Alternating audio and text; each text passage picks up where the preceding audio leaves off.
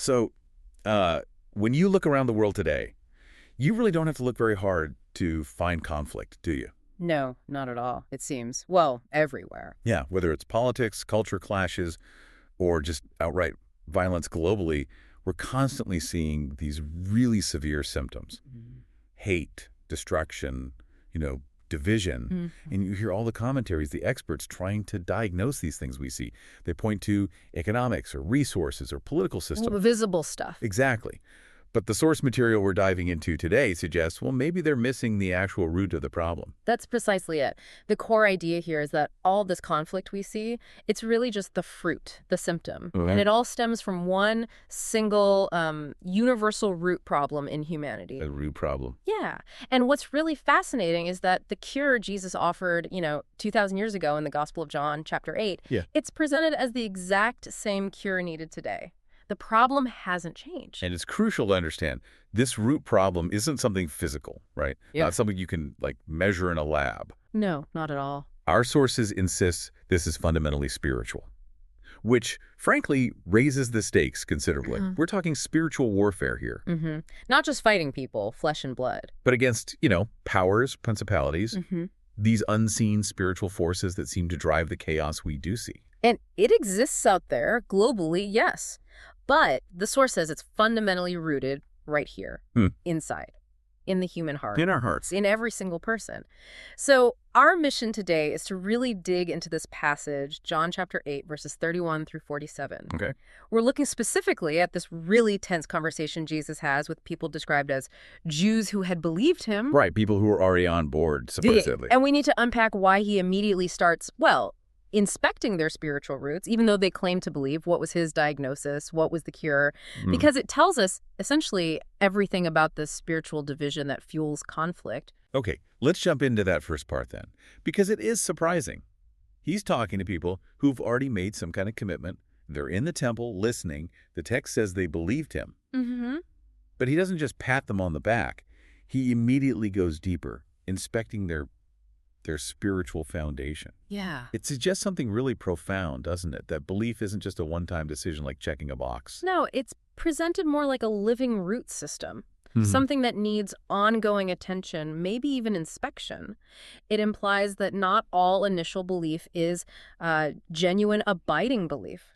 That seems to be the core insight here. Why start with skepticism? Well, the sources point to the nature of the human heart itself. As Jeremiah says, it's desperately wicked. Right. And it's incredibly good at deceiving itself, convincing itself it's okay with God, even when it's, spiritually blind. So on the outside, these individuals look great. Absolutely. Doing the rituals, attending temple, very proud of their physical descent from Abraham. That was huge for them. But Jesus seems to just look past all that. He does. He focuses straight on their inner spiritual state, their actual condition. And when he hints they might need freedom, their reaction is defensive. Yeah. Immediately. Oh, yeah. We are offspring of Abraham and have never been enslaved to anyone.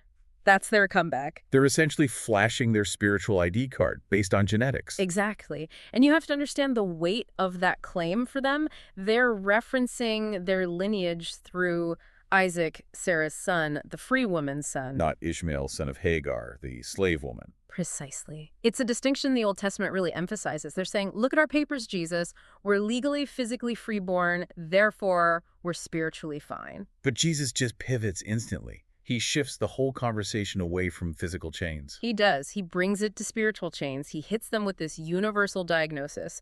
Truly, truly, I say to you, everyone who practices sin is a slave to sin. Wow. And that word practices is key, isn't it? It is. He's not saying if you slip up sometimes, or even if you commit some huge sin. He says if you practice it. If sin is your default mode, you're master. You're enslaved. It's not about how often, it's about who's ruling you. Spiritual dominion. That's the issue. And that diagnosis doesn't help much if the patient doesn't even know they're sick. That's the critical danger of the spiritual blindness he's addressing. If you're serving sin, but you're absolutely convinced you're free, spiritually healthy, why would you ever look for a cure? You wouldn't? It's like the fish in water, right? It doesn't know it's wet.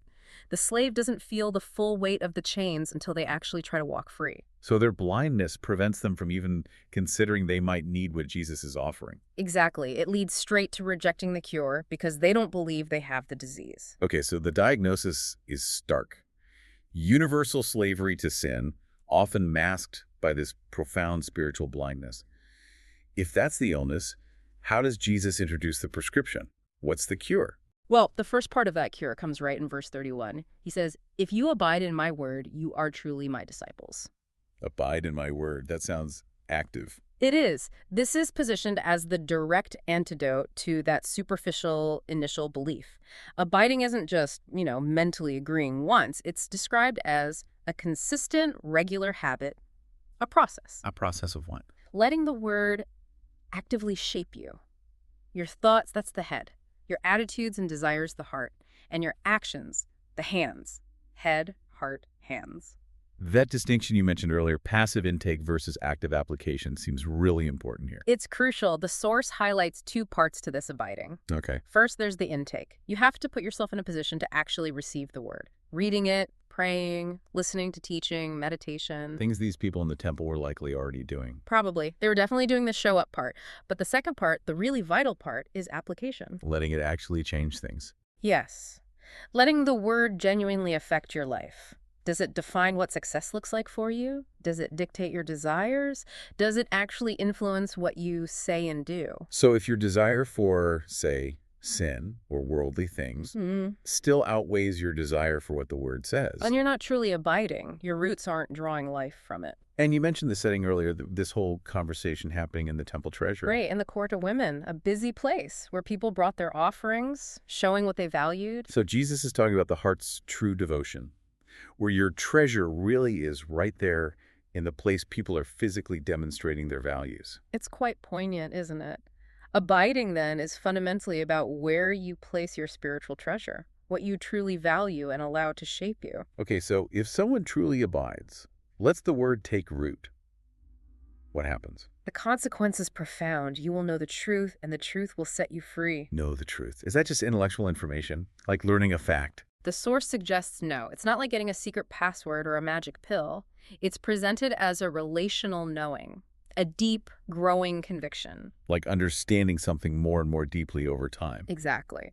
Often described as like a spiral staircase going up. You revisit the same core truths, but each time with greater depth, understanding, and application in your life. Continual learning, continual setting free. Which leads perfectly into the second part of the cure he mentions, the Son. Yes. Verse 32 says, the truth sets you free.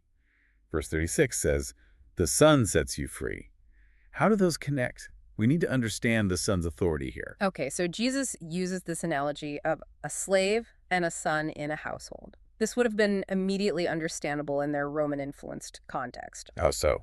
Well, in that setup, a slave, even a trusted one managing the household or tutoring the kids, was still temporary. Their position was always conditional. They could be sold, dismissed. Right. They didn't belong permanently. Their status depended entirely on the master's whim. Okay, but the Son... The son is different. The son is a permanent resident. He belongs there. He remains forever. And crucially, he carries the inherent authority of the Father, the Master. So the authority aspect is key. Absolutely. That's why Jesus says, so if the Son sets you free, you will be free indeed. He's stressing the permanence and the authority behind the freedom. Because a slave couldn't permanently free another slave. Exactly. No slave had the authority to override the master's claim. Only the Son, the one who belongs, who shares the master's authority, could grant that irreversible permanent freedom from sin's dominion. Wow. Okay, so that ties verses 32 and 36 together beautifully. The truth sets you free, and the Son sets you free. Because Jesus is the truth, embodied. He holds the authority. So the cure isn't just about adopting a philosophy or following rules. It's relational. It has to be. It's not just mentally agreeing, yes, Jesus could set me free. It's actually coming to the Son, the one with the permanent authority, and asking him to exercise that authority on your behalf. Asking for freedom. Asking for freedom from the one person who can actually grant it permanently. Yet, despite this clear path being laid out, the reaction is hostile. Immediately. And it shows a terrifying symptom of their underlying spiritual problem. They want to kill the one offering the cure. Jesus points it out. You seek to kill me because my word finds no place in you. It shows how quickly sin escalates, doesn't it? Disagreement becomes rejection. And rejection spirals into wanting to eliminate the source of the truth. That progression from sin to ultimately murder is a theme echoed elsewhere, like in James. And it's a pattern we still see, sadly. Hmm. When the argument can't be won with logic or truth, sometimes the response is to attack the person bringing the message. Mm-hmm. It sets up this stark contrast Jesus draws next about spiritual parentage. He says, I speak what I have seen with my Father. Firsthand, eyewitness testimony. And you do what you have heard from your Father. Secondhand information, tradition, his testimony carries more weight because of the source. But they just double down on their lineage defense. They do. Abraham is our father, they insist again. And this is where Jesus gives them that spiritual DNA test, essentially. Right. He says basically, if you were Abraham's children, you'd be doing the works Abraham did. And Abraham's defining work, according to Genesis and how Paul later interprets it, wasn't rituals. It was Belief. Trust. When God spoke, Abraham believed him, and that was credited to him as righteousness. So their desire to kill Jesus, who is the very word of God in flesh, Is absolute proof, Jesus argues, that they are not Abraham's spiritual children regardless of their bloodline. Their actions are betraying their claimed roots. And this is where the conversation gets really ugly, really personal. It does, because they can't refute his argument about their actions not matching Abraham's faith. They attack him, personally. Yes, they resort to slander, accusing him of being born of sexual immorality. It's a nasty reference to the questions surrounding his conception. While simultaneously claiming we have one Father, even God, the hypocrisy is thick. It's a desperate classic tactic, isn't it? Attack the person's origins or character when you can't deal with the substance of their message. They try to discredit his physical roots because he's exposed their spiritual ones. And Jesus shows why their claim loving God while hating the Son is just impossible. He makes it plain. If God were your father, you would love me. Why? Because Jesus is the perfect representation of the Father. To hate the Son is to hate the Father he represents. Exactly. He says the rejection isn't because his words are too confusing or illogical. It's personal rebellion. They cannot bear to hear my word. It's too true, too convicting. It seems so. The word itself exposes them and they can't stand it. It hits too close to home. Which brings us to the climax of this diagnosis, the bluntest statement yet. Verse 44. Jesus identifies their true spiritual father. You are of your father, the devil. Wow, no mincing words there. None at all. And he shows the family resemblance. How?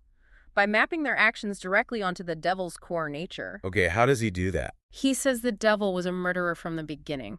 What are they trying to do to Jesus? Kill him. Right. And the devil is a liar, the father of lies, with no truth in him. What are they doing with Jesus' words? The truth. Rejecting them.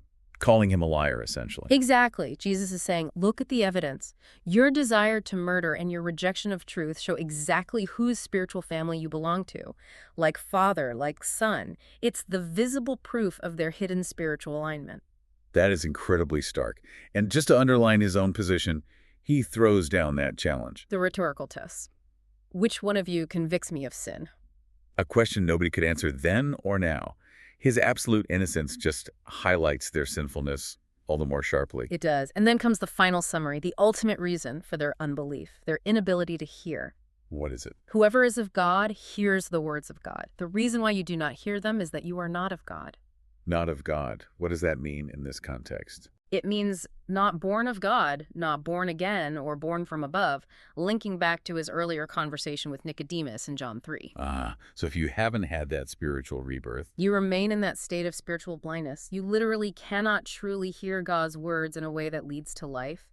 You can't see or enter the kingdom. That's the fundamental root issue, a heart that hasn't been supernaturally changed by God. So, wrapping this up, the source material seems to boil down the solution, the way to overcome this deep spiritual root problem, into three essential things. First, we have to consistently abide in his word. Let the truth permeate us, define us head, heart, and hands. Make it our treasure. Okay.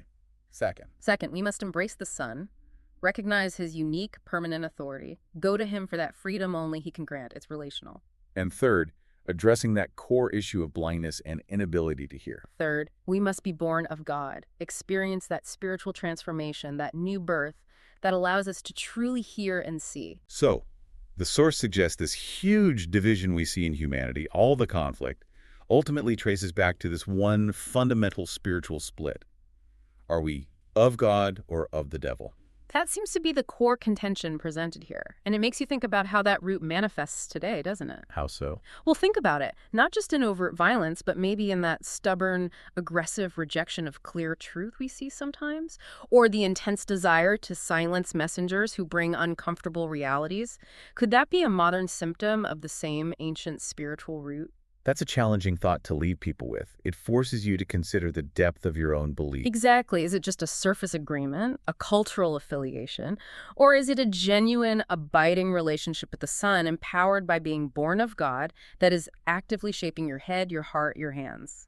Does it demonstrate that you've truly embraced the freedom he offers? That's the question, isn't it? As the scriptures say elsewhere, if you hear his voice today, do not harden your hearts.